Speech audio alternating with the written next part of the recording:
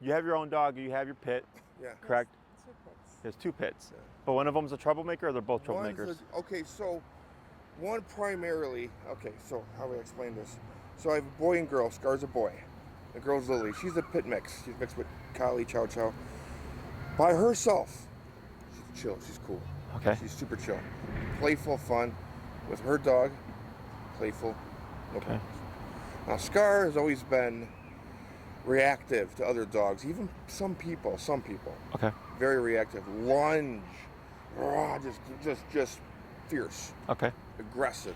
Every dog. Every single dog. Doesn't matter how big, small.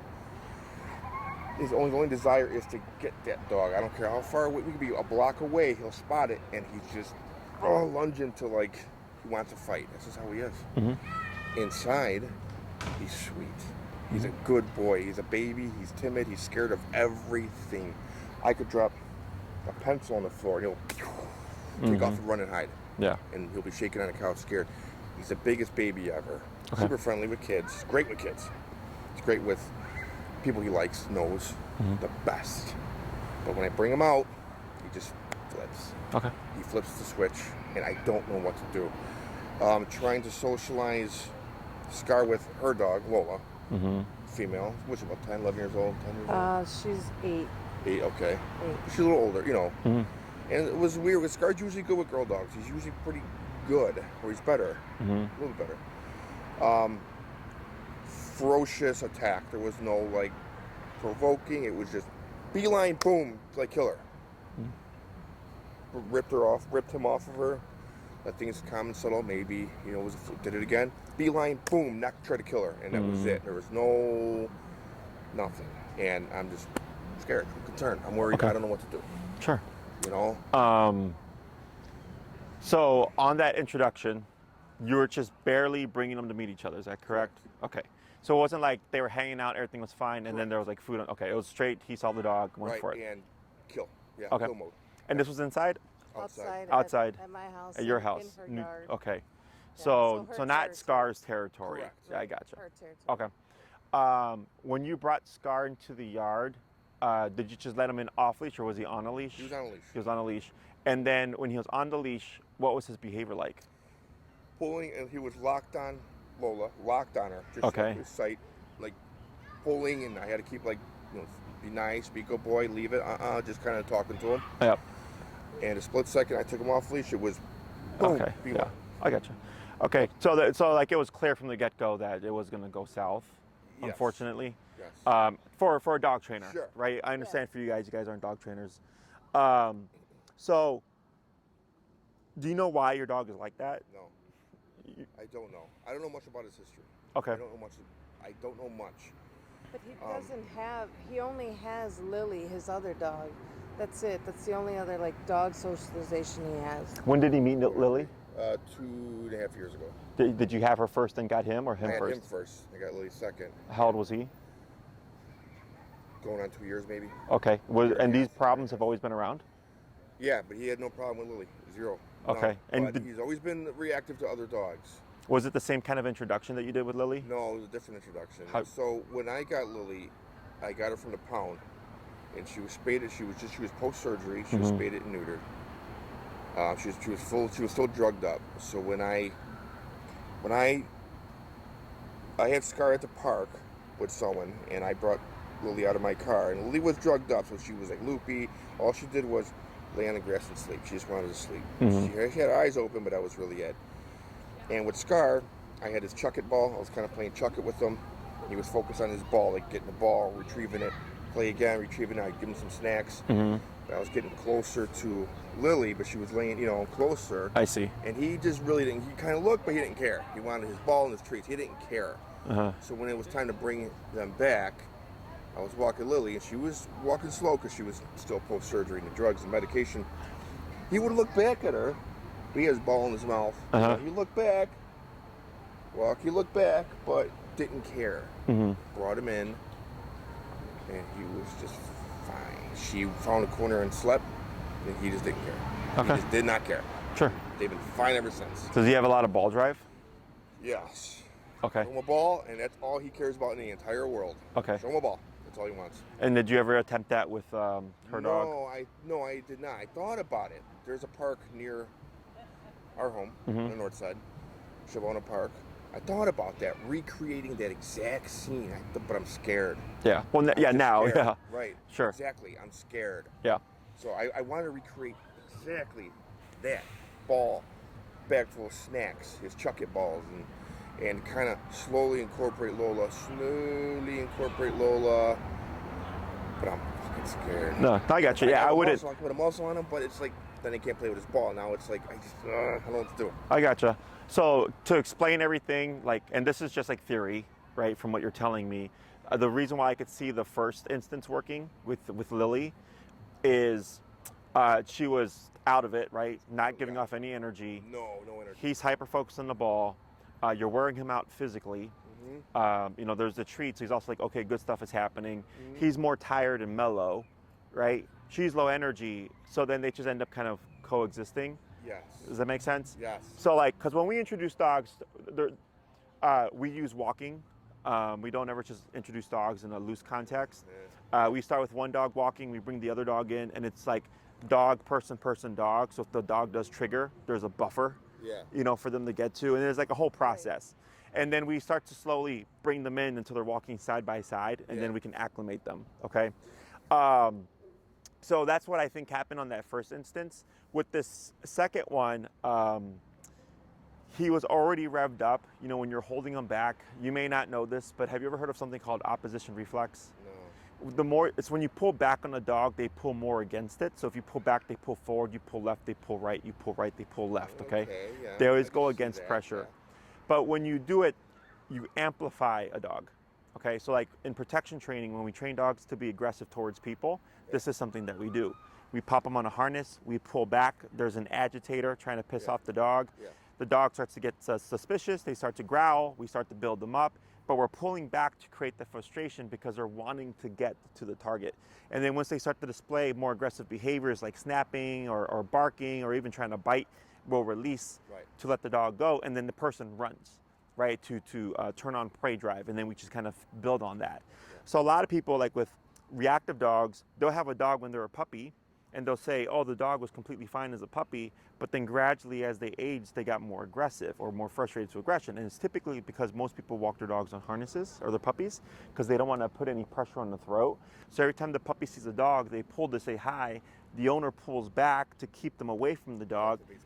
And over time, they're slowly making their dog aggressive towards other dogs, okay? They associate with other dogs. Maybe, is that it? Like the tension. It's more the tension of being pulled away and not being able to get to what they want to get to. It's frustrating to them. It's frustrating, and then frustration over time starts to become aggression. Okay? This is super common. In other cases, like your dog in particular, sounds like he's got fear or some kind of nervousness because you said if you drop a pen, it'll spook him, and he'll run to the corner and he's just shaking, right? Even like if you have like like this stick, and you just bring it inside the house from outside, even though I'm holding it, he's holding it, he'll run away. Yes. So chances are the reactivity is actually stemming from that fear. Okay, because reactivity and aggression, it's not like a flat behavior that just happens. It happens from something. Okay, the dog. So we call it nervous aggression, fear aggression, territorial aggression, maternal aggression. Like there's names attached to the aggression that tells us where the aggression is coming from. So in your case, I'd have to see him. It's either some kind of fear or nervousness. Okay. So when you go outside on a walk, do you know what the 4 responses to stress are, or to danger? To a dog, no. The ears, what, like the? Like fight or flight. You ever heard of that? Yeah. Yeah, fight or flight, and then we have avoidance submission. Okay. So those are like the 4 responses to stress/danger. Okay. The first 2 are always fight or flight. Yeah. If your dog is on a leash, which one of those options is not available? Well, you can't flight because he's on a leash. Yeah, so that only leaves fight Fight. response. Okay. Submit or, So the avoidance submission comes in when you remove flight and fight. When you remove those 2, the dog goes, if I can't run from this and I can't attack it, what am I left with? And then it opens them up to avoidance or submission. Okay. Or I also dub submission like acceptance. So like if we're correcting aggression, the first thing we always want to see in response is avoidance. So if your dog sees a dog, he goes from like, I want to kill that dog Yeah. to like, I don't want to look at that dog. That's Right. avoidance, okay? And in time, the dog may go from avoidance to acceptance, which is, okay, I can't run from that. I can't fight it. I can't avoid it. I might as well just accept that when I go out into the world, there's going to be dogs and Right. there's nothing I can do about it, right? So submission isn't necessarily a bad thing. It's just them accepting like this is the world and I just have to accept the way it is. Does that make sense? Yes. So in your case, and this is super common because I get clients that will say, Jesse, my dog off leash is super social, but the moment they're on leash, they're aggressive. Okay. I heard of things like that. Yeah, Okay. because when they're off leash, flight is available to Right. them. But when you put them on the leash, it's not available. Yeah. So now they only have fight response. Does that make sense? Right, yes. That's how Lola is. Right. Gotcha. Okay. So it's, Yeah. it's pretty common because there's some kind of behavior, like nervousness or fear there. But if the dog's like, well, I can get away, they're not too worried about it. Yeah. Okay. So, and when it comes to the reactivity and the outside stuff, in my experience, it's pretty straightforward. Okay. Because we don't care about how Scar feels about the dog. We don't care that he likes the dog. I just care that he doesn't try to attack the dog. Correct. Yeah. Yeah, I just want him to walk past dogs and mind his business. Oh, Okay. God, I would love to see that day. I would. Oh my God, that's why I'm here. My The God. tricky part is coexistence with Lola, Lola. with Lola And Lily. and Lily. Because when you add Lily, they gang up. The pack Oh, mentality. Sure. They gang up against her. So in that instance, when you tried to introduce them, was Lily there? Yeah. And then she joined in as well. She was fine at first, and then once Scar went after, she started attacking. The both of them ganged up on. Sure. her. Okay. All right. So all right. So the tricky part is this coexistence. Okay. So like showing how to introduce all that stuff is pretty straightforward. It's just rinse and repeat. Okay. We would use a muzzle or muzzles to make sure that if anything does happen, we're limiting risk of harm and liability. The biggest problem that I see with helping people, because I get clients whose dogs were completely fine, and then one day they fought over a bone or something happened and they got into Sure. a fight, and literally, Yeah. just like what you saw, the next time you tried to introduce them, they're just trying to kill each other. Yeah. Okay? It literally, in my opinion and experience, becomes like prison life to get the dogs to coexist as safely as possible, where you're controlling everything. The problem is, at some point, people get complacent and or they one day don't do the one thing that they Yeah, always sure. do One time. exactly, and They then find a something weakness and happens. boom. Yes. Okay. I always equate it to prison life. I always say like Scar's like mentality is I'm gonna get them before they get me. I'm gonna punk them before they punk me. Yeah. And I always feel like that's what is going on in his mind. You know. Yeah. And it sounds like whatever's driving them is because we have different levels of fear and aggression. Like it's like a scale. So I have a dog that's like very high fear but very low aggression, or they could be low fear but high aggression. You know, so if you just spook them a little bit, they're like, I'm gonna come at you at a 10. Yeah. Every dog is different, right? So it sounds like for him, he's constantly on this kind of 10, both in the fight response, but then also in whatever's fueling it, whether it's that nervousness or fear. Okay, because when it's like I bring a stick in from outside, my dog runs to the corner of the room. I'm like, okay, that's clearly He's never been hit with anything. that's pretty up there. He's never been And you've had him since he was a pup, He or was about. I'm gonna estimate. When we brought him to the vet the first time, I want to say they told me he was about. It was less than a year old, okay, maybe 10 months, maybe. like adolescent. I Yeah, gotcha. he was small. So a lot of the stuff is genetics. It's not because I get clients like, oh, my dog was abused and all Yeah, this. don't know much about it. They usually assume that. Stuff like this, in my opinion, is typically genetics because if you take a stable dog and they're in an unstable environment, you're going to get unstable dog. Okay? You take them out of that and you put them into a stable home, they come back to who they are. So if they're a stable dog, they're going to come back to stability with like little work. If we have an unstable dog, they'll be even worse in an unstable environment. You put them into a stable environment, they'll be better, but still unstable. Right. You would have to put them in an environment that knows how to handle and work with the dog like Yeah. that to get them to be the best that they can be. But Yeah. they're still going to be unstable at core because that's who the dog is. Does that make sense? Yes, it does. It's the same shit with people. Yeah. You know, it literally is. It does. Yeah, you know, the only thing that's nice is that with dogs, as if you're consistent and on it all the time, they're not gonna like backstab you or anything like that. They're not spiteful like people are. Right. they're not proactive, they're reactive is what Right. I tell people. He doesn't wake up one day and go like, I can't wait to see another dog because I'm gonna just teach him who's boss. Right. He's just living his life. You take him outside and he's like, okay, now I'm outside, and he reacts to Right. that. And if he sees a dog, he reacts to that. He's not proactively planning any of these things in his head to make your life terrible or anything Yeah. like that. It's literally stimulus response. Right. Okay. Whereas for humans, we're proactive and reactive. Right. Right. So you can decide one day, you know what, I want to learn how to sing. Go on Google, Sure. find a singing teacher. Strategize. Exactly. And Calculate, someone could say something to you and piss you off, and you could react to that. Sure. So we're both. Whereas dogs are purely, in my opinion, reactive. Simply reactive. Yes. Okay. So that's a plus because he's reacting to what you give him now. So if you're giving him boundary, structure, discipline, consequence, he's going to go, okay, life is now different, and he's going to react to that and behave differently. But then the tricky part is, in your case, the coexistence and everything like that. Okay. Yeah. Is that all making sense? Yeah. Questions on any of that? Let me think. No questions on that. I understand how they have to reactive like that. Even the smallest change in the environment can cause a different pattern of behavior. I do notice that, in the last 6 months, because we're kind of maintaining 2 households right now. So we're trying to make things work. It's like one side of the city, other side of the city, traffic. There's a lot of things that, And the dogs are the main So the dogs are, obstacle. Lily and Scar are home more by themselves, where I was always around every day, all day long, always until I go to work or the gym or whatever. But I was always around. And over the last 6 months, I don't have any furniture anymore. They chewed everything to pieces. I don't even have a couch. They chewed everything to pieces. Lily's getting more. I looks at pee-pee a little bit more. Scar he doesn't do any of that stuff, but they are getting more.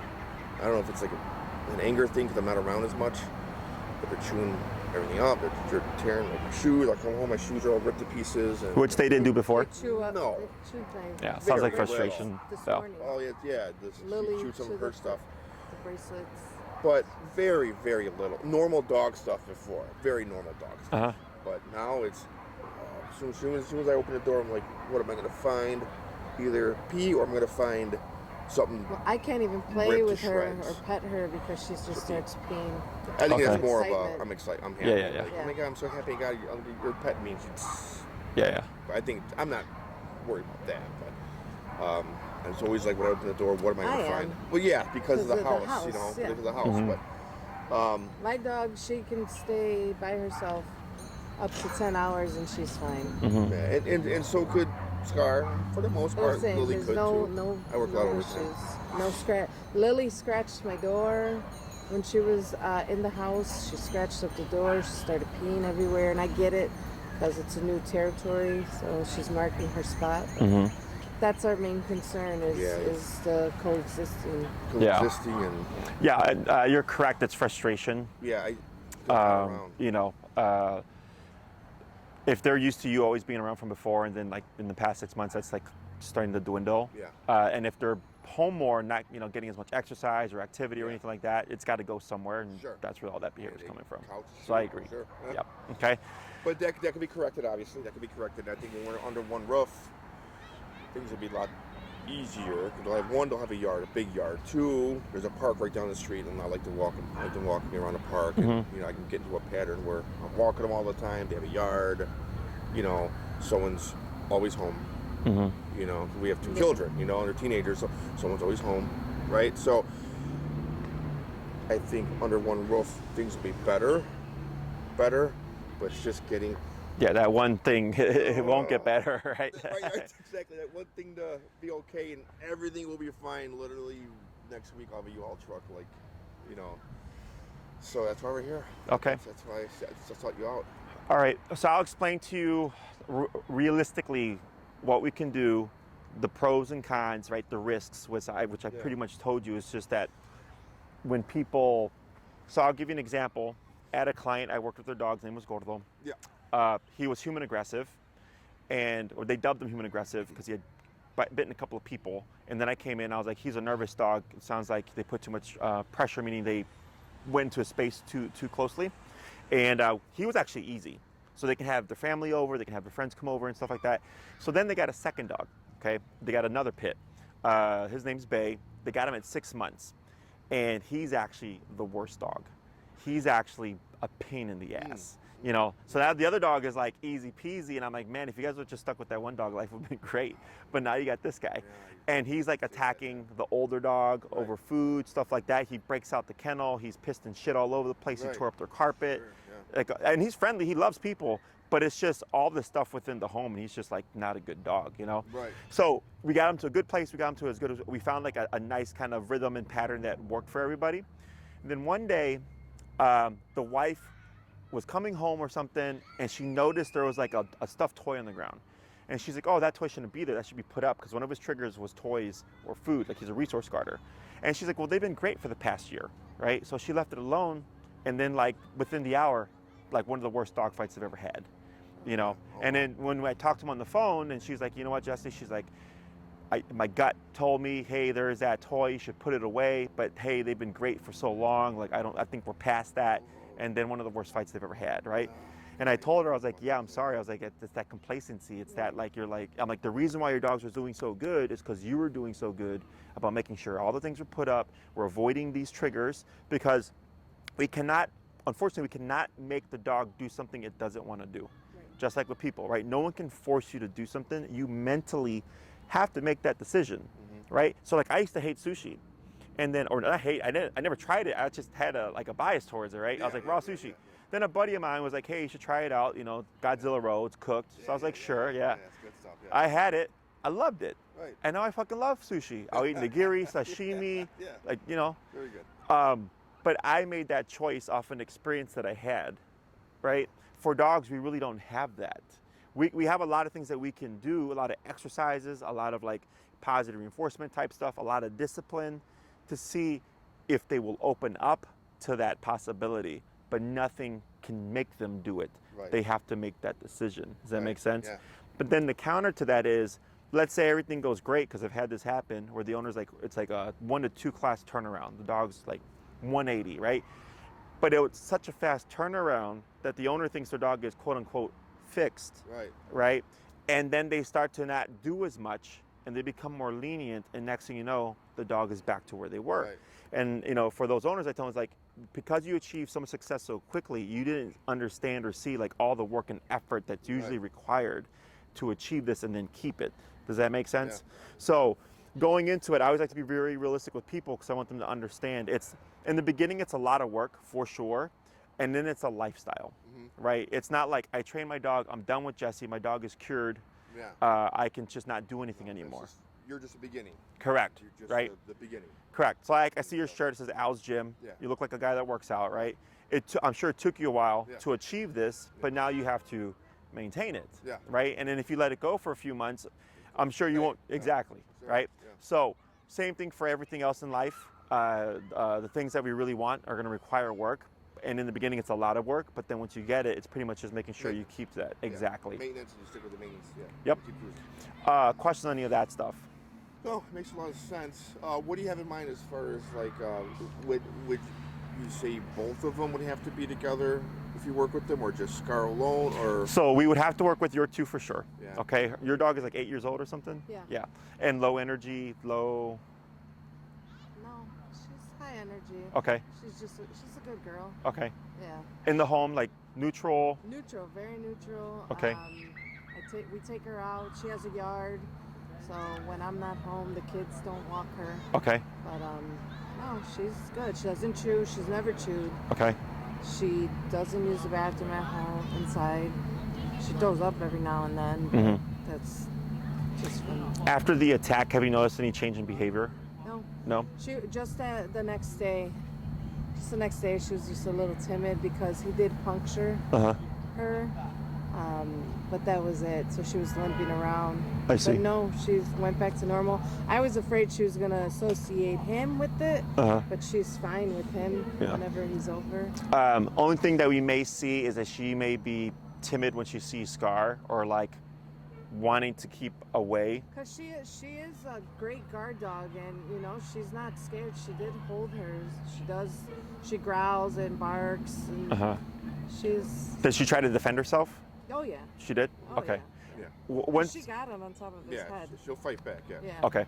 And I'm She's sorry. a big dog. She's a Chow Chow Lab mix. Okay.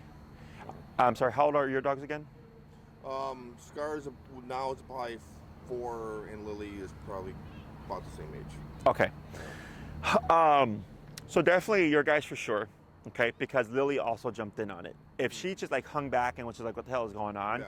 I wouldn't be so concerned. Yeah. But the fact that she came in after him, then it's Yeah. like, okay, well, it's best to do both. And it's not.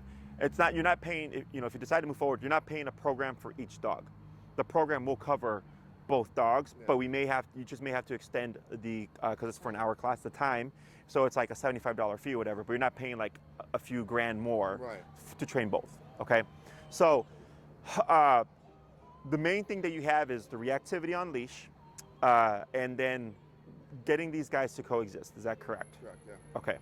So we have 3, 6, 9, and 12-week programs. You would be, I probably wouldn't even do 6, but I'll explain what I would do if you did. So I'll put you in the 6, 9 to 12-week range. Okay, it's 1 class a week for an hour. I would suggest expanding to an hour and a half to work with both dogs. First thing we always have to cover is leash walking. Okay, leash walking is the foundation for the reactivity stuff, but then also the foundation for any future behavioral stuff. Now, Okay. right now, they're Okay. both walked on the collar With around the prong neck. collars. Yeah. use prong We do collar. remote collar, which I'll talk about as Okay, well. all Okay. We use prong as well, but remote collar is a game changer. Okay. So, and I'll explain the technology. So first class is always heel concept. Okay, because it allows us to teach the dog what the e-collar is, because it's not natural to them. A prong collar is more natural because it mimics a dog bite. Yeah. Okay, that's why it looks the way it looks. Yeah. Dogs are meant to have their muscles stimulated. So e-collar is simply a TENS unit. Are you familiar with that? The muscle stimulator? Yeah. Yep. Yeah. So it's the same technology. It just stimulates the muscle, and the higher you go on the intensity, the more uncomfortable it becomes. Right. Okay. So we train first the heel. I train a very tight, disciplined heel. Dog's right shoulder to your left leg. If you take 1 step, they take 1 step. You take 5 steps, they take 5 steps. When you stop, they automatically sit. This is with the slack leash, and I don't care what the environment is. Okay. So we could be here, and I want your dog walking like that. Right. When you have that level of discipline, the dog is more concerned about you than they're concerned about the environment. Okay. And this is what theoretically addresses the reactivity, because the dog goes, okay, I really want to lunge at that dog, but I know if I leave dad's leg, this thing's going to pop off of my neck and it sucks. So I'm not going to do that. So then this dog passes, nothing happens here, but then because your dog behaved, nothing happens here. So then the dog learns, oh, I don't need to be reactive to that dog. There's no danger there. But then also, if I don't react, I don't get a consequence. So then the dog starts to learn that if they make certain decisions, they can turn on the collar, and if they make other decisions, they can turn the collar off or prevent it from turning on in the first place. Okay, so that's what we're wanting the dog to learn is how does consequence work. Okay, Interesting. Yeah. so we do class 1. We see what happens. You go off and do your homework. You come back class 2. You give me feedback. Jesse, reactivity is 50% better, 80% better, 0% better. Okay, and I go, okay. Based off that, we make some changes. We work on the second half of heel because it's a 2-part exercise. I'll have you do some things with the collar, maybe adjusting your levels, and I'll say, go do your homework. Okay, you come back Right. class 3. How we do it?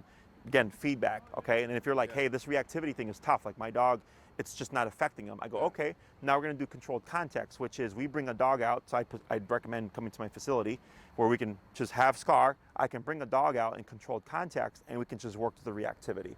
Okay, so that this way we understand what do we need to do to shut this reactivity down. Yeah. Okay, chances are at that point I would tell you go off and do your homework for a week or 2. Don't have your 4th class until we get this squashed. Okay. We have to squash the reactivity first before we can move to socialization. Right. Okay, because if your dog can't handle seeing a dog out on the sidewalk, whatever, it ain't gonna happen Right, in the right, yard. right. Now, Okay. will this help? Because I can't walk them both by myself because they pull, and if one sees a dog and Scar sees a car driving, they start trying to chase the car in. and Yeah, all the that's dog. with So the that heel would stuff. Assist Mhm. with that. Correct. Okay. That's a new thing with Scar with dogs. Like we're walking like sidewalk level, a noisy car. It's kind of noisy. Yeah, if it's He, going. he lunges. He tries Yeah. to like chase the car. You know what I mean? That's Yeah. a new thing with him. Yeah. He doesn't always do that. I know my Pit, when she was younger, she used to hate motorcycles. Yeah. Same concept because Yeah. of the sound. Now she doesn't care anymore. Right. You'll see her perk up a little bit, but before she'd be like all revved Right. up. When she was like 7 months, but she stopped at like she's 13 now. So, Yeah. but is that all making sense? It does. So the other thing with the healing stuff is you're getting used to using the e-collar because it's like a language. You're using it to communicate with your dog what you want, what you don't want. Okay. It also allows us to figure out your dog's levels again outside of the introduction, because if we don't have the right number in those moments, things could go south very quickly, and then we don't want to sit there trying to figure it out real time. We want to know, based off of what we've learned with all the reactivity stuff, what are we going to need to do to turn him off, okay? So also most people, at least in the city, walk their dogs 3 times a day, 7 days a week, to let the dogs go potty and stuff. This now gives you a ritualistic structure. Right. Okay, 3 times a day, you're practicing with your dog, walking at your side, doing what you tell them. If they misbehave, being given consequence. Right. So for humans, we're self-aware. We know that there's cops, judges, and jails and prisons, camera lights, right? That'll give you a ticket if you run a red light and all that stuff. Right. So because we know that, that's what keeps society in check for the most part. Because if we didn't have that, it would be much worse. Right. So same thing for your dog. Your dog doesn't learn consequence and then go, oh, you know what? There's a cop around. I should behave myself. They need something that keeps it in their brain as a constant reminder of, hey, remember, if you act up, there's going to be consequence. Does that make sense? Yeah. So that's why the heel's so powerful, because you're walking your dog and reinforcing the structure every day, 3 times a day. Okay. So by the 3rd class, we'll figure out the reactivity stuff. Okay. So let's say we have the 3rd class, you're working on reactivity. 2 weeks later, like, hey Jesse, we're still having issues with reactivity. You would email me. I'd email you back. Try this. Yeah. You go and do that. Maybe it takes you another week, right? Email me back. Hey Jesse, we're almost there, but you know. So we keep going by email. Sure. Because if I meet you in person, I'm going to tell you something in 2 minutes, and you're going to use up a whole class, right? So then once we get it squashed, you're like, hey, Jesse, we finally got it done. No reactivity for a week or 2. I go, great. Now let's move on to the next thing. Socialization. Exactly. Okay. So we could technically move into socialization as early as the 4th class, where I show you how to do it correctly. Okay. I would not expect the dogs to already have the dogs coexisting already. Okay. It's just you're going to know the exercise to introduce them correctly, so they can start getting used to seeing each other, correcting him if he starts to act out, if he tries to go after Lola and all that stuff, okay? But once we got that down, you would continue to do that stuff. The 4th class, I'd most likely teach you stationary control, which is where you can tell your dog to lay down and not move for a period of time, so that once we get to the point of being able to have them inside the home, Lola could be loose, and then Scar's like on his bed, not moving, getting used to like, okay, I'm in here, I can't do anything about it, and Lola's walking around. You have to get them used to seeing each other in the context that they're going to be in. Right. Okay. So first we start outside, neutral, going on walks. Okay. As that's progressing, we're working on other stuff to get them ready for the inside. Okay. Because you have to have control outside and inside. It can't just be in one context. Right. Okay. Yeah. And then it's really just kind of take it from there. Yeah. Muzzle conditioning is very important here. It's just like giving them treats, putting on the muzzle type stuff. Do you have a muzzle currently? What, We even spoke about that. Yeah. what kind of muzzle is it? It's like a hard plastic. Okay. I mean, it's, Do you know what the brand is? No, I don't remember. Okay. The one that we use is Baskerville. And if you send a picture of what you have to Maria, Yeah, I could. Yeah. I can look at it and say this will work. It's Hound of Baskerville. That's a Sherlock Holmes. But go ahead. Yeah. Okay. I'm just thinking a reference. But It's okay. Yeah. Okay. I'll send her up a picture. Yeah. Yeah, and I'll let you know if the muzzle will work. The reason why I like Baskerville Yeah. is because it's meant for extended wear. Okay, so we get some dogs that are so aggressive that they have to wear the muzzle for like 2 to 3 days or whatever when Yeah. they stay with us in my facility Yeah. because they're human aggressive. Yeah. So it helps keep my staff safe. They can handle them without issue while we work them to get them used to us. Okay, so in your context, if they're going to be coexisting for 6-8 hours or whatever, and you want to have, because the longer they coexist in that together without incident, the faster they get over each other. Yeah. Okay, but if you just introduce them 30 minutes at a time, it's going to take much longer to get them to acclimate. It's really when they coexist 24/7, 365 that they warm up to each other much more quickly because they can't get away from each other. Right. Okay, does that make sense? Yeah, it does. So we can send you counter conditioning videos. That's not something you would do with me. It's super simple. It's literally dog treats and all that stuff. Yeah. And I would suggest starting that now, even with your current muzzle, because when we're ready for the introduction type stuff, if you try to cram the muzzle conditioning like the week before, like a high school project or something, and your dog's not fully conditioned, now he's got the muzzle on and he's freaked out about the muzzle, he's freaked out about the collar, he's freaked out that Lola is there, like you have all these stressors going on. Right. So if you condition your dog, Ideally, the muzzle is not a concern and the dog doesn't care about the muzzle, and allows them to exist more normally with the other dog, okay? If your dog still has a problem with the muzzle, which does happen, not a big deal. You've done your homework, you've done all the positive stuff, then we do what we call force conditioning, which is we use the e-collar to get the dog to accept the muzzle and to stop trying to fight it off or take it off, okay? But that's always best if the owner has done the counter conditioning through food. Okay, it's super simple. We have videos we can send you. Some dogs get over it within a day or a week. Some dogs take a couple of months. So if you start that process now, ideally, by the time we're ready for socialization, that's already been taken care of. Yeah, I can start now. Okay. Questions on any of that? No, I'm just looking forward to starting it. Yeah, I want to get this going and get these guys not fixed, not rehab, but just retrained to accept, you know, and just, you know, accept, you know, and coexist together without problems. You know? Okay. That's it.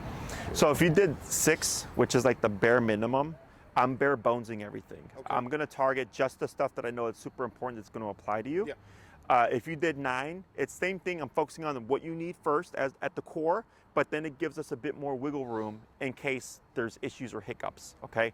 The 12-class program or the 12-week program is you have more time in case there's any issues, but then also we can get your dog to be more advanced in training. If you don't care about the training so much, the main thing you do need is the heel, stationary control, and typically I recommend recall, just in case your dog gets off leash, you're able to return your dog back to you. Other than that, every other command really doesn't matter. Okay. Now the muzzle training, what's the max that they can have a muzzle on? I mean, I've had dogs wear it for like at least a week. I had a dog that wore one for 2 weeks. Because we didn't train the dog. This was like years ago when I first opened my facility, and the guy didn't want to pay for training, and I needed money. So I was like, well, if you let me keep a muzzle on this dog while you're gone, because they're out on their honeymoon for their wedding and stuff, I was like, I can care for this dog. Otherwise, I can't, because somebody's gonna get bit. Right. And then he was fine with it. The worst thing that can happen is that because with the muzzle, it's a hard rubber, it'll rub against here. So then this, like you'll see, like it'll lose fur. But then once it's done, the fur grows back. Okay. And your dog would only be wearing it when loose. Yeah. You know, so like if he's kenneled or whatever, kept separated when you're gone, which I do recommend. I would not expect these guys to be able to coexist when you're gone. This is under supervision. Right. Okay. The next thing is, and super common question is, Jesse, when does the muzzle go away? Okay. I leave that up to the owner. Everybody's situation is different, and their confidence level is different. I get some owners who are, once they get the results, they move past the muzzle really quickly because their confidence is very high. I get other owners that are more anxious, they're more nervous about it. You know, they've already had incidents like this and like, I really don't want to risk it. And they'll keep the muzzle on for longer. Yeah. Okay. I even had some, very rarely, but a couple of clients who I've told keep these guys muzzled because if they get in a fight, like it's just going to be so bad, like I don't think it's worth moving past the muzzle. Does that make sense? Right, yeah. So when they're separated, like, you know, especially when I work with couples, they'll do that. But then if the dogs are going to be together, they'll muzzle them again. So every context is different. I talk about it with the owner, get their feedback, and I'll give them my feedback, and they decide how they want to approach it. So now in our case, should Lily and Scar be kenneled separately each night? In your home, like once, or like? No, because in his home for now, we're between 2 homes right now. Uh-huh. So, you know, there's nights when I stay at his home because I have teenagers. They stay with Lola, and I'll stay with Lily and Scar. Are we keeping them kenneled at the house as well? Oh no, it's when we integrate. Okay. Yeah, when we're all under one roof, Okay. that's where all this, it's going to get really tight. Okay. Okay. Right. You know, is it like a multiple floors? Yeah. Yeah. There's 2 floors and a basement. And Okay. I was, you know, before consulting with you, I was telling them they can have the basement. Yeah. I would say when you're gone, kennels in the basement, closed door. You know, because I've seen shit happen when, you know, the owners. I've seen shit happen with dogs that coexisted fine one day when the owners left. I had a client. They had 3 Yorkies in a pit, and one of the Yorkies, they came home with one of the Yorkies dead, and they thought it was the pit, and they went, and the pit was in the kennel, and it was closed. It was the tiniest Yorkie. She happened to bite the other one right in the jugular. It bled out. So it just happened to be like a bite on the wrong spot, you know. Yeah. And they had them for years. You know, shit like this happens. It just, people don't really know about it. Right. So I would help you put as many boundaries up as well as with the training to ensure and try to ensure that nothing happens. Okay, but just remember not to slip up. The rules and the structure are there for a reason. Right.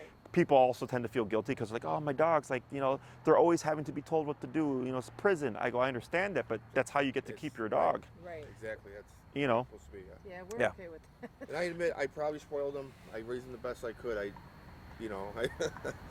They're my dogs. I could have probably gave them more structure. I just didn't. But it's all right. And then you had the way it worked out the first time. Like you probably weren't anticipating like it was going to work out like this time. I know Scar's a little weird. Lily was going to be the I problem. thought she would be the one that would like start some shit. Now we said no, he loves girls. Scar loves female dogs. He's fine with female dogs. He's fine, and it was the opposite of what I thought. I gotcha. Sure. He's not human reactive. He's not human aggressive. Some people, but he's never bitten anybody. I've never had any problems with any other person. Okay. He's never. Some people. So for the e-collar, so the reason why we use this tool is one, you get off-leash control right off the bat. Yeah. Okay. Two, when a dog gets that intense, a lot of times they'll override the prong collar. Right? You can correct them on the prong collar and they just bypass it. They don't care. With the e-collar, it has 127 respective levels of intensity. So somehow, one way or another, we can override the state of mind because the dog is so adrenalized or so just red zoned, right? You need enough what we call pressure to cut that, and go, nope, come back to stability. Okay. Very rarely, just as a heads up, I've had a couple of cases in my 12 years of training where they needed 2 e-collars. Okay, they were so intense. Big. One of them actually wasn't even aggressive. He's a yellow lab. He lives over here in Lincoln Park. Going to the lakefront, he's insane. He is like shrieking because he's so excited, and they're like, "This is embarrassing" because people are looking at us. He actually needed 2 e-collars just because he was so excited. Every other case that I've worked with that needed 2 was almost always because of aggression. Okay, so we'll know once we get there, and I'll let you know. But it's your collar your remote compared to 2 collars that go off at the same time, which allows to correct the dog with even higher intensity to keep that behavior in check. Okay, but we always start off with the normal stuff, and then work our way up. So we always start low. The dog tells us what's too much and what's too little. So let's say Scar, he may be big and tough and very intense, but he could be super sensitive, and his number could be 20 out of 127, and he's an angel, or it could be 127 out of 127, or it could be 80 out of 127. I help you figure all that stuff out. Okay, and then for your guys, they would need the highest powered collar because I think Scar's like 70 pounds is what I saw on the thing. Okay, so that collar is meant for a 70-pound dog and over. It's meant for power breeds. I'd recommend it for both your pits. Okay. One, because it's the highest powered collar, so you don't have to worry about is this going to be enough, especially when you're in the moment of like shit's happening. Okay, the other option that you have is, with this particular model, you have to do it piecemeal. They don't sell a 2-dog version, okay? So it's before the 2-dog version, which they retired, was 1 remote to 2 dogs, okay? They retired that model. Now they have a special remote that pairs to a number of different collars. You'd have 1 remote to 2 collars, okay? Now, some people, when I work with clients or couples and families, you can get a duplicate remote so that there's 2 remotes that control both collars. So if like you have 1 dog and she were to have 1 dog, you would both have respective control over the dogs. Does that make sense? Yeah. Now, I agree. the problem with this, okay, is that before we used to be able to send the remote or order the remote directly from the company. Now we have to send the remotes, the whole unit to the company to pair everything together. Okay. So the problem with it is you can't start training with 1 unit because then you can't get the second one. Right. You have to send it in. So then you start training and it's like, oh, now I got to send my system back and then wait for it to come back to me. Does that make sense? Yeah. So if this is something that you would like to do, you would let us know, and then we would send the system into Dogtra to get it paired, and they'll send it back to us, and we'll take care of that for you, okay? It's the last time I had to do it, which was about a month ago, I think it was a 2-week turnaround, so it wasn't too bad, because I use UPS and I just send it out, and they're typically pretty good to getting on it because I buy so much crap from them. But I would expect at least 2, maybe 3 weeks in that turnaround time. Okay? Yeah. Yeah, I think we should do that. Okay. Questions on any of this stuff? No, that's it. Just want them together already. Yeah. We want to be under the same roof already, so we want to just kind of Everything we can now to make it happen. Let me think here.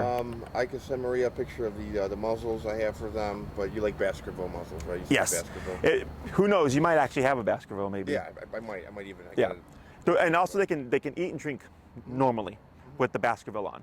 Okay, so they can drink water, they can take food and all that stuff, which is also why we like it, because then we don't have to worry about trying to remove it when we're trying to take care of those dogs that are in our care. For you guys, obviously they would get breaks and stuff, but that's another plus, is that they can have it on but still be able to drink and eat normally. Okay.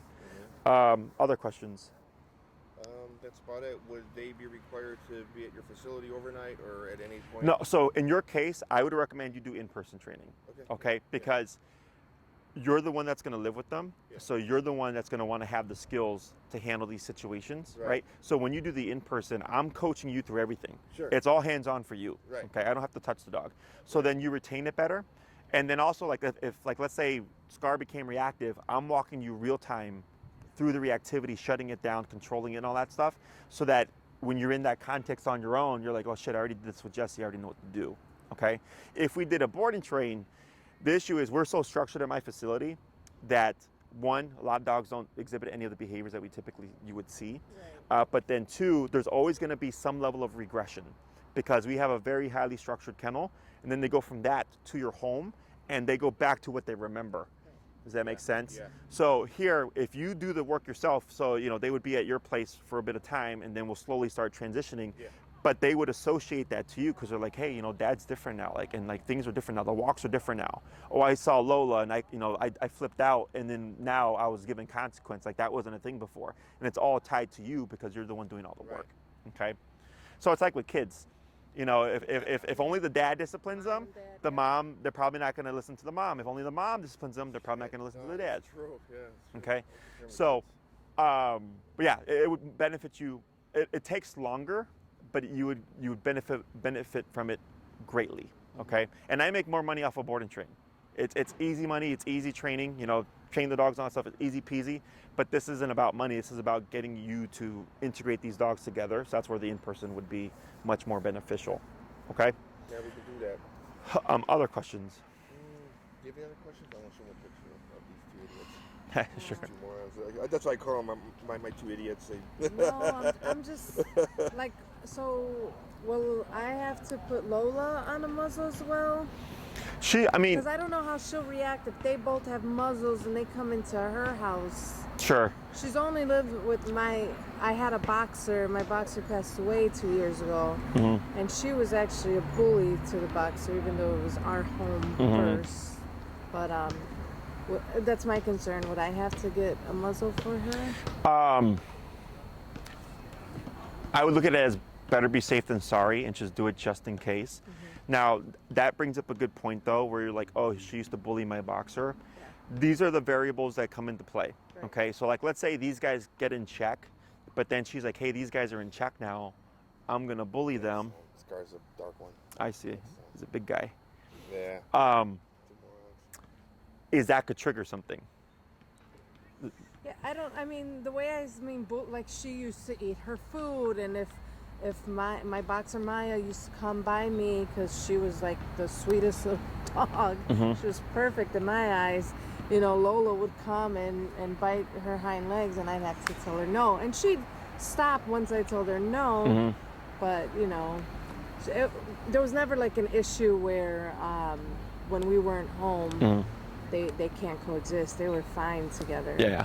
The only, what I would see potentially here is that, like, we get these guys in line, they're doing good, they're behaving, and then she does something that then triggers. Right. Does that make sense? Because they're like, hey, we'll behave ourselves, we won't try to attack you, blah, blah, blah, blah, but then don't try to harass us.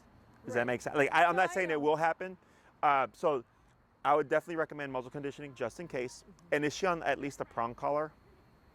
No. She's on no kind of correctional tool? Nope, nothing.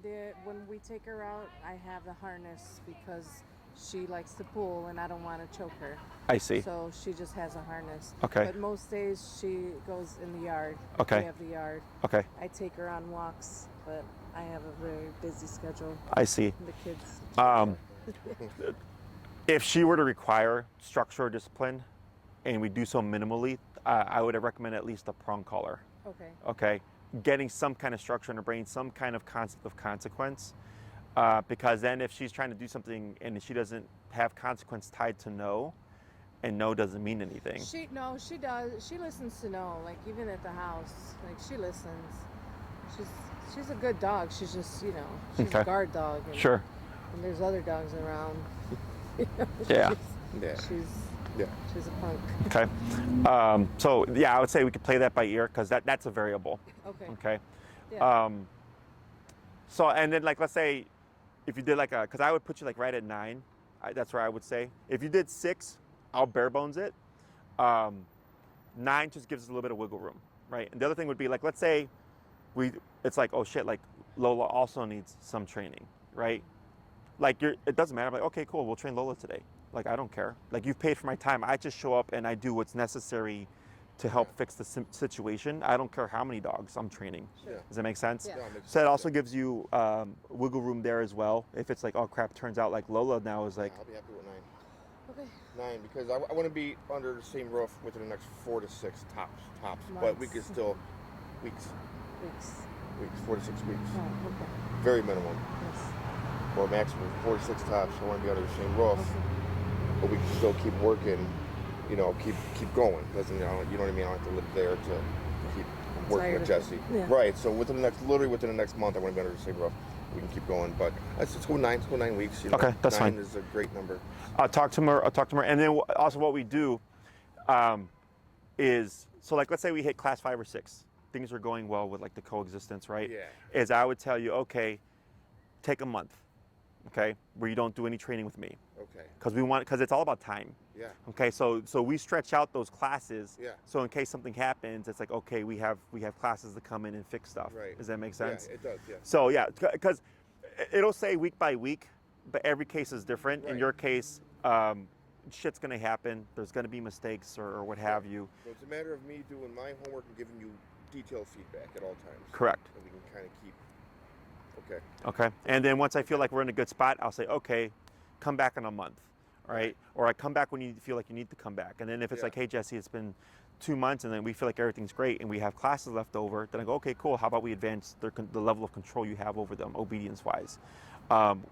More obedience gives you more freedom with your dogs, Yeah. right? So I'm sure like with Scar, like walking them probably isn't like the greatest thing in the It's not world, easy. right? It's not easy. But once you get your dog turned around, Yeah. you want to do more with your dog now. Right. That's the main thing, because people's ceilings are usually down here, and my ceiling is up here, Right. right? Because I want to get people as far as I can, because we're never going to reach 100%. We're always going to fall short a little bit, right? Sure, But yeah. if we aim for 100, we're going to get closer to it than if we aim for Right. 70 or 60. Yeah, that makes a lot of You know? sense, yeah. So yeah, so we can play all that stuff by ear, but at least you're covered because we don't prorate programs. If you bought 6 and then want to buy another 3, it'd be more expensive because you're Right. paying for those programs because I'm booked ahead of time. Yeah. So when Maria sees you buying 9 classes, she's booking you for 9 weeks just in case. Yeah. So then you have your time slot. No one can take it from you. Right. Right. So if you buy 6, she's planning for 6, but someone might take the spot after you when that 6 weeks is over. That makes sense. Yeah, Okay. I get it. And she'll explain all that stuff to you as well. Yeah, have her email me. I'll get in touch with her with the muzzles. Is there any other homework you have for me, like starting today?